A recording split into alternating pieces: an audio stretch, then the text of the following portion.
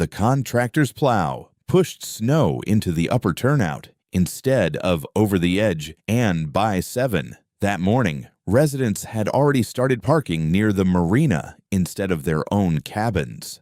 Nobody explained why. A couple from cabin 18 asked if the upper road was safe, while the contractor truck slid sideways trying to clear the next switchback. The HOA email called the delays temporary weather adjustments. Then a medical transport van lost traction halfway up the ridge, and traffic stopped moving behind it while snow kept blowing across the road. Nobody got out of their vehicles. I started widening the turnout myself. That was the first morning residents stopped asking the contractors whether the road was safe. The contractor's plow pushed snow into the upper turnout instead of over the edge. By 6 in the morning, half the corner had narrowed enough that 2 SUVs couldn't pass each other cleanly anymore. Nobody said anything about it at first. They just slowed down when they reached the switchback above the lake cabins. I stopped my truck beside the berm and watched the contractor reverse, once straighten out, then keep driving uphill without clearing the rest properly. The blade kept throwing wet snow back into the lane every time he adjusted. A black Tahoe waited downhill with its headlights pointed into the drift. The driver lowered his window a few inches. You know, if they're finishing this section today, they think they already did. He looked uphill toward the contractor truck disappearing into the snowfall. That bad. I stepped down into the road shoulder. Snow was already blowing sideways off the lake in short bursts. Depends how many people try leaving at once. The Tahoe stayed there another moment before easing around the narrowed turnout. The HOA approved 42 new cabins over the summer. Most of the owners started arriving after Thanksgiving. The brochures called the subdivision fully winter accessible now that the HOA had replaced localized plow coordination with a contracted service schedule. The old system worked because somebody kept adjusting it constantly. People didn't usually notice that part. I used to clear the upper routes before sunrise whenever storms stacked too closely together. Nothing formal, no contract. Half the time, residents never even saw me working because I finished before traffic started moving. The contractors followed fixed timing windows instead. That mattered more than most of the new owners understood. By late morning, vehicles had already started parking closer to the entrance road than usual. Older residents did that quietly whenever the upper drifts looked unstable. Nobody explained it to newer owners directly. People usually adjusted around storms first and argued about them later. At the small store near the marina turnoff, a woman from one of the new lake cabins stopped me beside the fuel pumps. "Are they actually keeping the roads open overnight?" she asked. "Supposed to?" That doesn't sound very confident. I tightened the cap on the diesel container in the back of my truck. Snow's heavier than forecast. Behind her, one of the contractor plows slid slightly while turning toward the upper loop entrance. The driver corrected it fast enough that nobody reacted openly, but people in the parking lot watched the truck longer than necessary afterward. Around noon, the HOA sent another community email. Residents were encouraged to avoid spreading exaggerated concerns regarding temporary weather delays. That wording moved through the neighborhood faster than the storm update itself. By early afternoon, traffic near the upper lake road slowed almost to a crawl. Too many cabin owners were trying to leave before the next snowfall hit. Contractor trucks kept stopping to reposition because parked vehicles were narrowing the plow lanes now.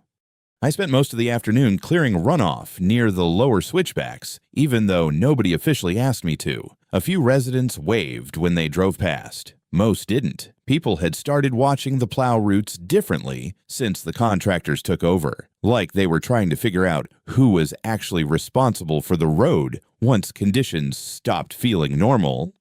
Near sunset, a medical transport van lost traction halfway through the upper switchback where the turnout had narrowed earlier that morning. Traffic backed downhill almost immediately. The contractor crew stood in the road arguing about whether to reverse the van or keep pushing uphill through the drift. Nobody else got out of their vehicles. Snow crossed the lake road sideways now in long white streaks. Visibility kept collapsing every few minutes before clearing again. I pulled my truck onto the shoulder and started widening the turnout without discussing it first. One of the contractor drivers watched me for a second before looking away. The van finally made it through a little after dark. The turnout was still too narrow when I finished. A newer resident rolled down his passenger window while creeping uphill toward the cabins. "You working for the HOA again?" I kept pushing snow over the edge of the embankment. "No." He nodded slowly, like that answer created more problems than it solved. By the next morning, people had started treating the Upper Lake Road like it was unpredictable, even when they said otherwise out loud. Vehicles lined both sides of the entrance turnout before sunrise. Residents who normally parked near their cabins had started leaving extra cars closer to the main road overnight. Nobody coordinated it officially. The pattern just spread on its own after the transport van got stuck. The contractor crews made things worse without meaning to. Their plows kept stopping halfway through narrow sections whenever oncoming traffic appeared. Every pause let the wind push fresh snow back across the lane before the trucks could finish widening it properly again. Around 8:01 of the new cabin owners blocked the marina intersection trying to back a trailer around a drifted corner. By the time the contractor cleared the road, traffic had already stacked halfway down the lower hill. Nobody leaned on their horns. People here usually avoided visible frustration once weather got involved. They just changed behavior quietly and pretended it wasn't connected. I spent most of the morning checking runoff near the eastern switchbacks. The county forecast had downgraded the storm overnight, but the lake winds kept shifting faster than predicted. Snow wasn't falling heavily anymore. It was drifting. That usually lasted longer. At the fuel station, I overheard two residents arguing beside the air pump. "The roads are maintained," one of them said. "That's literally part of the HOA fees now." The older guy zipped his coat higher against the wind. Maintained for what weekends? Or actual winter? Neither of them noticed me loading salt bags into the truck. The HOA sent another email around noon reminding residents to avoid unauthorized snow response activity after several people complained about independent plowing near the upper cabins. 10 minutes later, 3 residents texted me asking whether the upper loop would stay open overnight. I didn't answer immediately.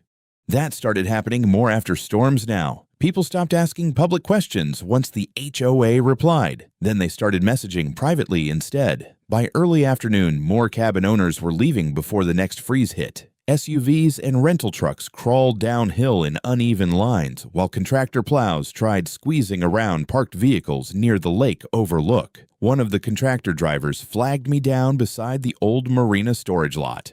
"You know who keeps parking along the upper shoulder, everybody." He rubbed snow off his gloves. "We can't turn the plows clean through there anymore." I looked uphill. Half the newer cabins still had lights on, even though people were already trying to leave early. They weren't built for this many winter vehicles. The driver stared at the road another second. HOA says occupancy's still under projected capacity. That projection wasn't made during storms. He didn't argue with that. Near dusk, a delivery truck refused to continue past the second lake curve after sliding toward the guardrail twice. The driver unloaded propane tanks at the lower intersection instead and told residents to carry them uphill manually if they needed them tonight. Nobody complained directly to him. A few people just stood beside their vehicles looking at the upper road without moving. The weather dropped harder after sunset. Not snowfall this time. Temperature. Everything already pushed to the edge started locking into place. Around 7, I drove past the upper cabins and noticed several residents had started parking facing downhill before the freeze fully set in. Old habit, easier escape if the morning roads iced over. Newer residents copied the behavior without asking why. Halfway through the loop, I spotted fresh tire marks sliding sideways near the same turnout that the contractor clipped yesterday morning. The corner had narrowed again overnight. I backed the truck up and started widening it before the next freeze settled into the road surface. Nobody officially asked me to. A couple from one of the newer lake cabins watched from their porch while I worked under the floodlights. The husband finally walked halfway down the driveway with his hands shoved into his coat pockets.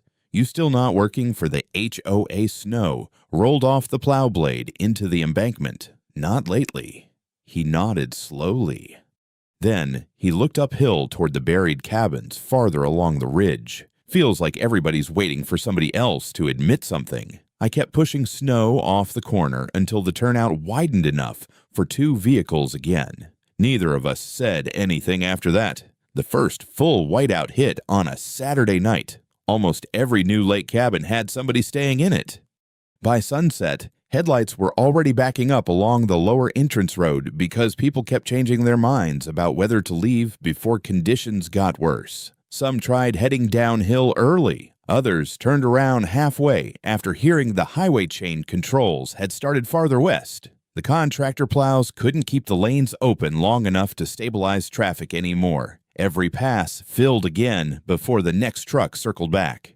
Around 6, one of the upper loop residents slid sideways trying to turn downhill near the overlook curve. Nobody got hurt, but the SUV blocked half the lane until 3 neighbors pushed it free with shovels and recovery straps. After that, traffic stopped moving cleanly at all.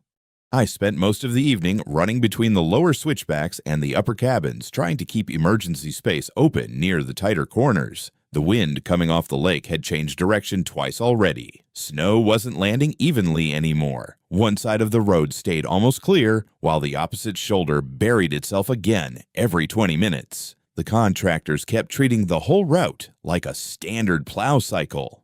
Near the marina intersection, a woman from one of the new cabins rolled her window down while her kids slept in the back seat. Do we wait this out or leave now? I looked uphill. Red taillights sat motionless through the snow farther along the ridge. If you leave now, you might not get back up tonight. That bad? I looked at the contractor truck jackknifed near the entrance berm. It's getting there. She stared through the windshield another second before pulling into the marina lot instead of heading downhill. By 8, residents had started abandoning vehicles along the upper shoulder whenever they lost traction. Some people carried bags through the snow on foot between cabins because the road kept locking down in sections faster than the plows could reopen it. Nobody openly called it panic. People just stopped pretending the road was functioning normally. The HOA sent another update blaming temporary resident congestion patterns for slowing contractor access. 10 minutes later, somebody posted photos of stranded plows in the community group chat before the comments got disabled. That changed the tone more than the storm did. After that, residents stopped arguing publicly about whether conditions were manageable. They started asking each other where the safest lower cabins were instead. Around 9, a contractor driver walked over while I was clearing a drift buildup beside the second upper switchback. You know another route around this section. There isn't one. He wiped snow off his face with the back of his glove. We can't keep the upper loop open if traffic keeps stacking. I looked uphill toward the buried cabin lights through the whiteout. That loop wasn't designed for this many winter vehicles. He didn't answer. Neither of us needed the conversation anymore. Near the top ridge, 2 newer cabin owners were trying to shovel enough space around their tires to turn around downhill. Snow had already packed solid beneath the wheels. One of them pointed at my plow when I stopped. "Can you widen this section?" Trying to keep emergency access open first. The other guy looked back toward the buried road behind them. Nobody said this place got like this. The wind drowned most of the sentence before he finished.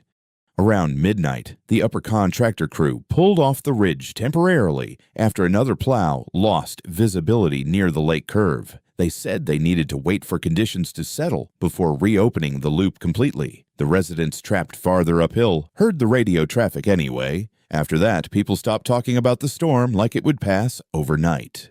People who'd spent all weekend pretending the storm was temporary started carrying supplies between cabins through waist-deep snow. Porch lights stayed on across half the ridge. Several residents moved into lower cabins overnight because nobody trusted the upper road to stay open until morning anymore. I drove the plow uphill again around 3 after the wind eased slightly. No contractors followed me.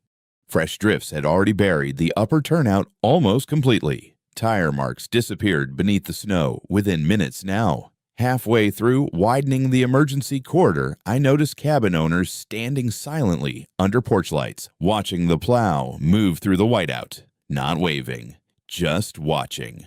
The contractor trucks stayed lower on the ridge after that night. The storm finally broke late Sunday afternoon, not cleanly. The wind dropped first, then the snowfall slowed enough that people started digging vehicles out instead of waiting inside cabins for updates that weren't coming anymore. By then, half the upper ridge looked different.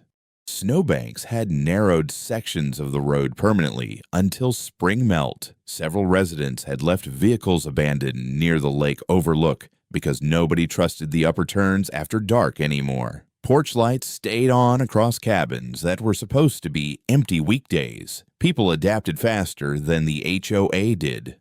Monday morning, I found 3 extra vehicles parked near the lower marina entrance before sunrise. Residents had started relocating downhill before storms without discussing it openly. One cabin owner was already loading groceries into his truck while checking weather forecasts on his phone every few minutes. The roads were technically open again. Nobody behaved like they believed it.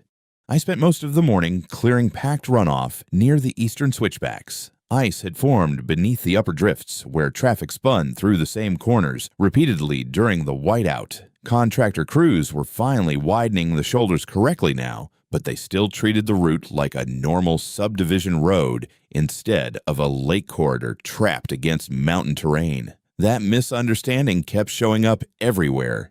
Around noon, Claire stopped beside my truck near the maintenance shed overlooking the lower ridge. "You've been talking to residents some. They think the HOA hid road risks from them." I pushed frozen slush off the plow blade with a steel bar. Road risks were already here. That's not helping. I looked uphill toward the upper cabins. Several driveways still hadn't been cleared fully, even after the storm ended. Neither is pretending this setup works. Claire crossed her arms against the wind. She looked more tired than angry now. We expanded based on contractor capacity projections. Who made them consultants? I nodded once. That answer explained more than she intended. Later that afternoon, I drove to the county storage office near the highway junction looking for older snow route maps. The newer contractor layouts weren't matching the way the subdivision actually drifted during storms, and I wanted to compare them against the original winter maintenance plans from before the expansion. Most of the archived route binders were buried inside a back room that smelled like wet cardboard and diesel dust. An older county employee helped me drag out the original subdivision approval files from the late 80s. "People asking questions already," he said while flipping through the binders. "About what?" He glanced at the road maps. "Winter occupancy assumptions." That wording stayed with me longer than it should have. The original approval documents weren't complicated. Most of them covered drainage emergency turnaround spacing and seasonal access coordination requirements for the lake road during heavy snow periods. What caught my attention were the occupancy notes attached to the maintenance diagrams. The upper ridge routes had originally been approved under reduced winter traffic assumptions tied to localized response coordination, not contractor rotation schedules, localized coordination. The county employee pointed at one of the older turnout diagrams with a pen cap. These sections were never meant for stacked weekend occupancy during storm cycles. I looked at the road widths marked along the ridge. Most of them hadn't changed much since the original approval.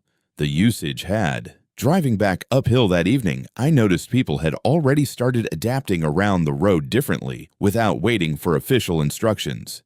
Residents parked facing downhill before dark now. Several newer cabin owners had moved vehicles away from the upper ridge entirely. One family carried supplies uphill on foot from the lower marina lot instead of risking the switchbacks again after sunset. Nobody talked about the storm openly while doing it. People started planning around the road differently after that. Near the upper loop entrance, I passed a contractor crew widening the same turnout that kept collapsing during heavy traffic pressure. Fresh stakes marked temporary lane adjustments farther uphill. One of the drivers lowered his window as I rolled past. "County's asking for updated winter access documentation." I slowed the truck. "Since when?" "Since this weekend." He looked uphill toward the buried cabins along the ridge. Then he shrugged once. Guess somebody finally noticed how many people are actually up here during storms. The next storm arrived before anybody finished pretending the first one had been unusual. By Thursday afternoon, vehicles were already disappearing from the upper ridge again. Not all at once, People just started leaving earlier now. Cabin owners loaded groceries before sunset instead of after dark. Residents parked near the marina lot without explaining why. One family from the upper loop moved their second vehicle downhill permanently after another freeze warning hit the forecast. Nobody announced new rules. The neighborhood started changing its routines without saying much.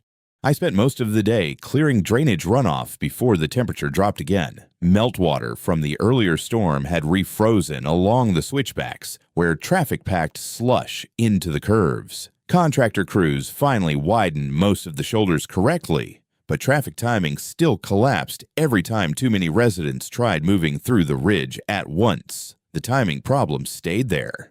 Near the lower entrance, Claire was standing beside two county vehicles reviewing updated storm access maps with one of the contractor supervisors. Nobody looked relaxed anymore. The county had started asking different questions after the blizzard, not about snowfall totals, about occupancy behavior. How many full-time winter residents are actually using the upper loop now? How often are contractor routes delayed during stacked storms?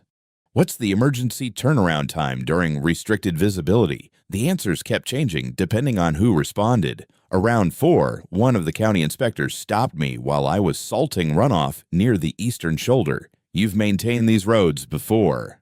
Off and on. He looked uphill toward the upper cabins. "Feels like the subdivision expanded faster than the access system did." I kept spreading salt across the curve. The road didn't change much. That's what worries people. Behind him, residents were already pulling vehicles downhill before the next freeze settled in. Nobody waited for official storm recommendations anymore. Behavior shifted first. Policy was trying to catch up afterward. Near sunset, the HOA sent another community notice requesting residents limit unnecessary overnight travel during severe weather events. The wording sounded voluntary, but almost everybody treated it like a warning. By then, several upper cabin owners had already started coordinating departure times informally through private text chains instead of the HOA forum. People trusted the road less every day they used it. The storm reached the lake after dark. Not a whiteout this time. Dense, wind-packed snow with freezing rain underneath. The kind that locked plow blades against hidden ice ridges if timing slipped too far behind. Around 8, traffic stalled again near the upper overlook after two residents tried passing each other through a narrowed section before the contractor crews finished widening it completely. Nobody got trapped this time, but the backup spread downhill fast enough the vehicles started turning around near the marina entrance again. I drove uphill to reopen the shoulder before the freeze hardened the entire section overnight. No one officially asked me to do it. They just stopped questioning why I was there. People stopped asking why I was there. Near the upper cabins, several residents stood outside watching the contractor crews work under portable floodlights while snow crossed the ridge sideways in long gray sheets. Nobody argued anymore. The exhaustion had flattened most of the public frustration out of people. A newer cabin owner I recognized from the earlier storms walked beside my truck while I cleared space near the turnout. "We're thinking about staying in town during storms from now on." I kept the blade low against the shoulder ice. "Probably easier." He nodded once. "My wife doesn't trust the road anymore. Neither did most of the neighborhood. They just talked around it differently." Farther uphill, porch lights stayed dark in several cabins that had been occupied every weekend earlier in the winter. A few residents had already started leaving before storm cycles entirely instead of risking another overnight closure. The subdivision was adapting around the road now, instead of expecting the road to adapt around the subdivision. Around midnight, Claire pulled alongside my truck near the upper loop, while contractor crews reopened the last narrowed section near the ridge. "The board's suspending additional winter occupancy approvals," she said. Snow rattled against the side of her SUV hard enough that I barely heard the sentence the first time. "For how long? Until county review finishes." I looked uphill toward the cabins buried behind the drifting snow. Half the ridge sat dark already. Claire followed my line of sight. Then she asked the question quietly enough that it almost disappeared beneath the wind. Was it always this fragile? I watched another contractor plow slide slightly through the turnout before correcting itself. "No," I said. Then I looked back toward the buried upper road. There were just fewer people depending on it. By February, people checked the weather before checking the lake view. The road stayed open more consistently after the county review started, but the subdivision moved differently now. Residents treated storms like scheduling problems instead of temporary inconveniences. Vehicles disappeared from the upper ridge days before larger forecasts. Cabin owners parked downhill automatically when temperatures dropped too fast. Several of the newer lake cabins stayed dark through weekday snow cycles even after the roads cleared. Nobody argued publicly about winter access anymore. The arguments had already turned into routines. The HOA installed permanent storm route boards near the marina entrance before the next major snowfall. Updated turnaround rules, emergency parking restrictions, overnight access recommendations during severe weather cycles. Most residents stopped pretending the signs were temporary. I spent most mornings clearing runoff and widening shoulders before contractor crews reached the ridge. Nobody officially added me back into the maintenance system, but people started timing their travel around the plow routes again anyway. That part returned quietly. Around mid-February, I passed one of the newer cabin owners loading supplies into his SUV before another freeze warning. Heading out early, I asked, trying to beat the upper ice before dark. He shut the rear hatch and looked uphill toward the ridge. "We leave one vehicle down here now." I nodded once. More people had started doing that. The subdivision looked fuller during clear weather and emptier before storms. Residents adapted around the road instead of expecting certainty from it anymore. Near the upper turnout, fresh stakes marked widened shoulders the county required after the review. The curve still drifted during heavy wind, but traffic moved through cleaner now that fewer vehicles tried forcing the ridge all at once. Operationally, things worked better. Socially, the neighborhood felt quieter. People waved less during storms. Conversations stayed shorter around road conditions. Residents still watched the plows moving through the ridge before sunrise, but nobody treated the maintenance system like background infrastructure anymore. Late one evening, snow started falling again while I was checking runoff near the eastern switchbacks. Nothing major yet, just enough accumulation to start covering the lane markers along the upper ridge. Porch lights flickered on slowly across the cabins overlooking the lake. A few vehicles had already moved downhill before dark. I lowered the blade and started clearing the first drift before it hardened across the turnout overnight. Nobody called first. The county review finished 3 weeks later. The HOA stopped approving winter occupancy requests for the upper ridge after that. Contractor schedules changed too. Earlier plow starts, mandatory turnout checks during storms, temporary parking restrictions near the lake curves. Nobody called it a rollback publicly. People just adjusted around it. Residents who used to argue about overreacting started leaving vehicles near the marina lot before snow forecasts. Several upper cabins stayed dark through the rest of February, even on weekends. A few owners tried listing their properties for short-term summer rentals instead. Claire stopped by one morning while I was replacing damaged reflector stakes near the second switchback. "The board wants to ask if you'd consider consulting on storm coordination again." I kept tightening the bolts into the frozen post. Consulting. That's what they're calling it. Behind her, a contractor truck slowed before entering the upper curve. Most drivers did that now, even on clear mornings. Claire looked uphill toward the cabins for a second before speaking again. "We should have listened earlier." I pushed another reflector stake into the snowpack beside the turnout. The county's temporary parking markers were still sticking out of the drifts.